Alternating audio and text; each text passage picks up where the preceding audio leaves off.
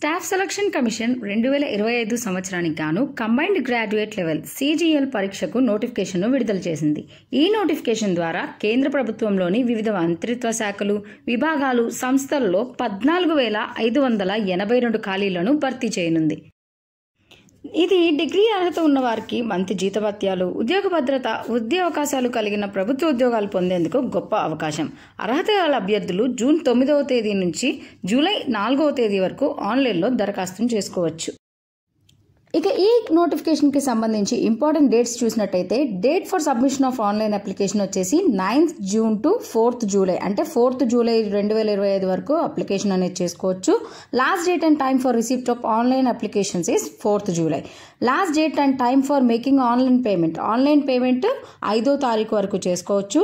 Dates of window for application form correction including online payment, అంటే application form fill చేసేటప్పుడు ఏదైనా corrections అనేది ఏదైనా తప్పులు ఉంటే ఆ కరెక్షన్స్ చేసుకోవడానికి 9వ తారీఖు నుంచి 11 జూలై వరకు టైం ఉంటుందన్నమాట. ఇంతకుముందు నోటిఫికేషన్లో కూడా నేను మీకు చెప్పాను, ఎప్పుడైతే అప్లికేషన్ ఫామ్ మీరు ఫిల్ చేస్తారో అప్పుడే జాగ్రత్తగా మీ సర్టిఫికేట్స్ అన్ని దగ్గర పెట్టుకుని జాగ్రత్తగా డీటెయిల్స్ ఎంటర్ చేసినట్లయితే మళ్ళీ ఈ కరెక్షన్ విండో ఓపెన్ అయ్యే వరకు మీరు వెయిట్ చేయాల్సిన అవసరం అనేది ఉండదు.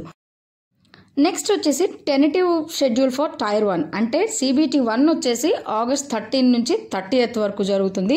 టైర్ 2 వచ్చేసి డిసెంబర్లో, అంటే ఆల్మోస్ట్ మనకి 6 months టైం ఉందన్నమాట ప్రిపరేషన్కి. సో ఎవరైతే అభ్యర్థులు గవర్నమెంట్ జాబ్ మీద పక్కగా కాన్సన్ట్రేషన్ చేసి మంచి ప్రిపరేషన్ ప్లాన్ వేసుకొని షెడ్యూల్ చేసుకొని ప్రిపేర్ అయినట్లయితే ఎగ్జామ్కి టైం లిమిట్ కూడా చాలానే ఉంది. ఖచ్చితంగా మీరు జాబ్ అనేది క్రాక్ చేయగలుగుతారు.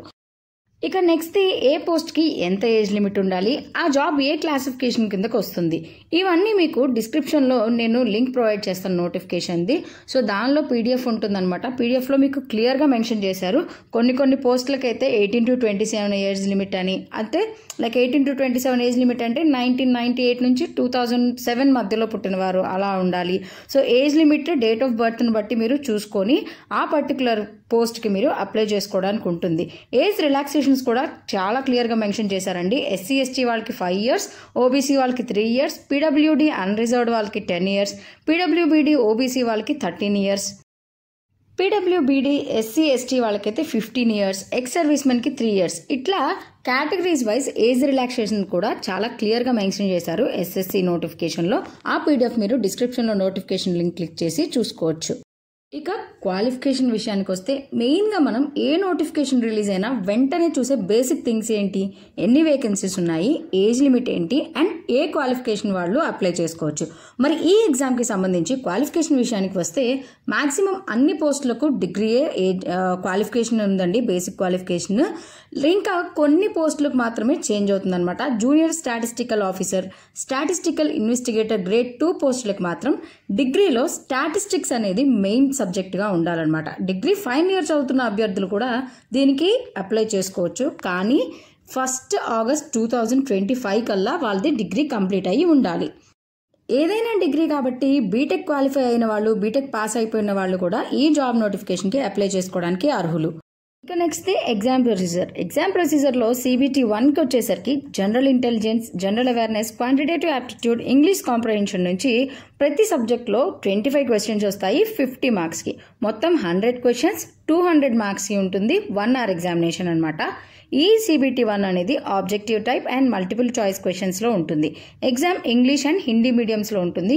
దీనిలో నెగిటివ్ మార్కింగ్ కూడా ఉంటుంది. అభ్యర్థులు దీన్ని చాలా జాగ్రత్తగా గుర్తుపెట్టుకుని ఆన్సర్ చేయాలి. ఇక నెక్స్ట్ వచ్చేసి టైర్ 2లో పేపర్ 1 అండ్ పేపర్ 2 ఉంటాయి.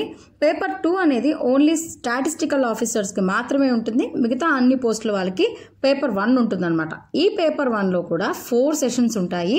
సెషన్ 1 సెక్షన్ 1లో mathematical abilities, reasoning and general intelligence ఉంటాయి.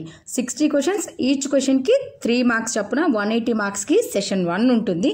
నెక్స్ట్ సెక్షన్ 2 వచ్చేసరికి English language and comprehension, general అవేర్నెస్లో ఉంటుందన్నమాట. దీనికి 70 క్వశ్చన్స్ ఉంటాయి. ఇంటూ 3 వేస్తే 210 మార్క్స్కి ఈ ఎగ్జామ్ ఉంటుంది. సెక్షన్ 3లో కంప్యూటర్ నాలెడ్జ్ టెస్ట్ ఉంటాయి. కంప్యూటర్ నాలెడ్జ్ టెస్ట్ 20 క్వశ్చన్స్ ఉంటాయి 60 మార్క్స్కి.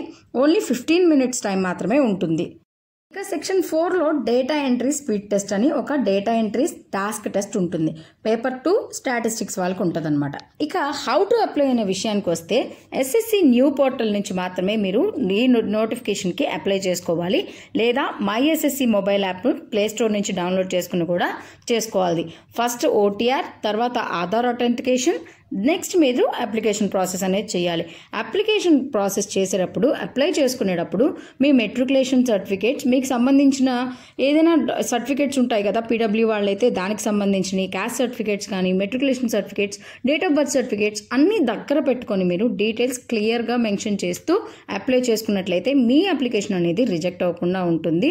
తర్వాత చాలా జాగ్రత్తగా మీ ఏరియాని, మీ స్టేట్ని బట్టి ఎగ్జామ్ సెంటర్ ప్రిపరేషన్ అనేది మీరు చూసుకోవాల్సి ఉంటుంది. ఫోటో సిగ్నేచర్ ఎంటర్ చేసేటప్పుడు, అప్లోడ్ చేసేటప్పుడు జాగ్రత్తగా చేయాలి. మీకు తెలియకుండానే రోజు ఎన్నో state and central government jobs release అవుతూ ఉంటాయి. వాటి డీటెయిల్స్, స్టడీ మెటీరియల్స్, ఇంకా మిగతా అప్డేట్స్ కోసం, విద్యా ఉద్యోగ సమాచారం కోసం మన ఈనాడు ప్రతిభ ఛానల్ని సబ్స్క్రైబ్ చేసుకొని ఉంచండి.